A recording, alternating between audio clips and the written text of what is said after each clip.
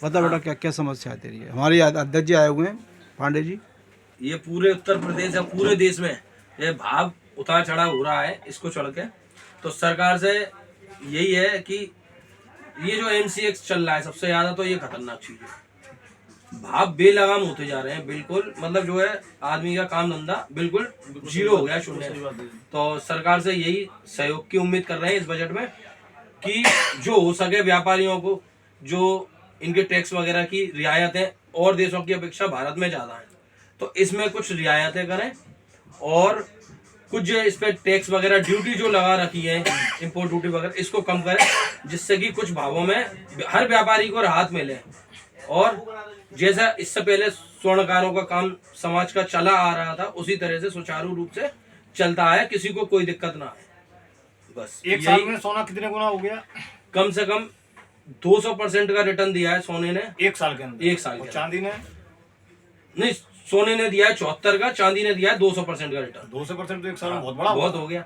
अभी 3 महीने पहले कितना भाव था? 1,70,000 74,000। 3 महीने में देखो आज 4 लाख पार कर गया सोना। तो इसमें तो बहुत सारे व्यापारियों की स्थिति हो रही है, वो आत्महत्या करने तक के लिए उतारू हो रहे होंगे। अब है जो MCX पे करेंगे उनके लिए तो है ही है ही भाई, ये तो और पर जरूरी नहीं है सिर्फ MCX वाले, जो हाजिर में सोना बेच देते हैं, वही चांदी बेच देते हैं, नहीं पकड़ पाते हैं, भाग के चलते एक एक दिन में 40-40 हजार का फ्लक्चुएशन आएगा, तो कौन पकड़ पाएगा इन चीजों को?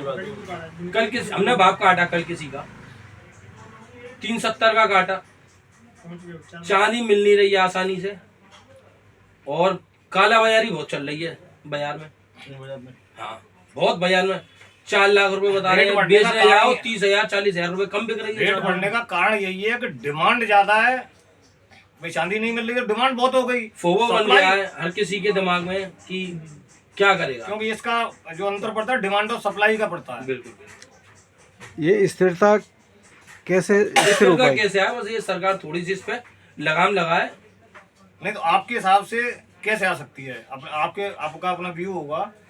सबसे पहले तो MCX बंद करें, जैसे इससे पहले भी व्यापार हुआ करते थे, इससे पहले भी व्यापार हुआ, उसमें क्या है भाव कम हो जाते थे, आदमी का दिमाग खराब नहीं होता था। ये स्थिति MCX सबसे खराब चीज है आज के समय में।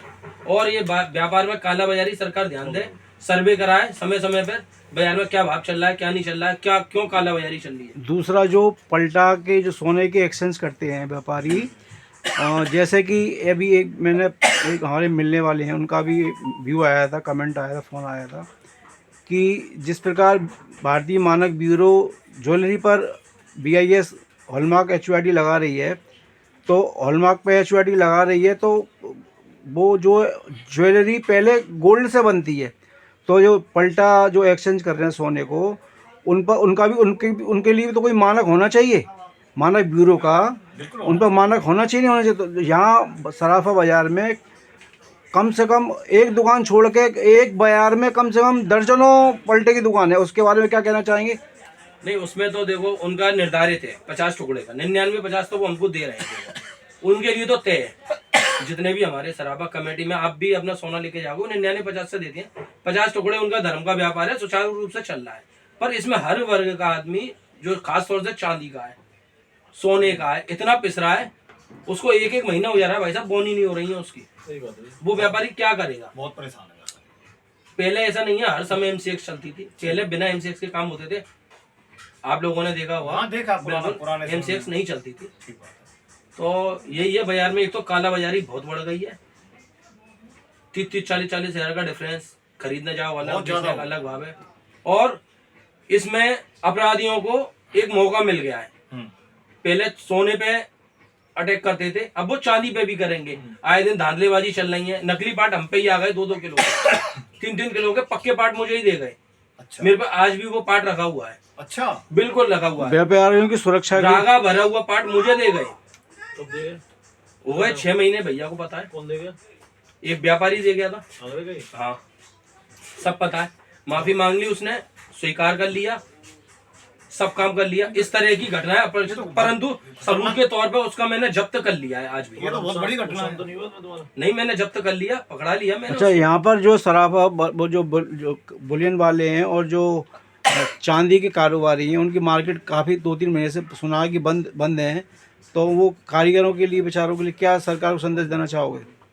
कारीगरों के ध्यान में रखते हुए कुछ ऐसे नियम निर्धारित करने चाहिए कि जो है हर कोई अपना आसानी से इस काम को कर पाए।